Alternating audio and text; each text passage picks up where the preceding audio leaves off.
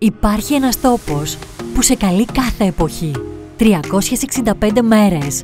Δίστομο, Αράχοβα, Αντίκυρα. Εδώ το βουνό συναντά τη θάλασσα σε μόλις 20 λεπτά. Ο χειμώνας είναι υπέροχος στον Παρνασσό για σκι, πεζοπορίες και στιγμές που μένουν αξέχαστες. Το καλοκαίρι δεν θες να τελειώσεις στον Άγιο Ισίδωρο. Η γαλάζια σημαία και τα κρυστάλλινα νερά σε μαγεύουν. Η Αράχοβα, κοσμοπολίτικη και ζωντανή.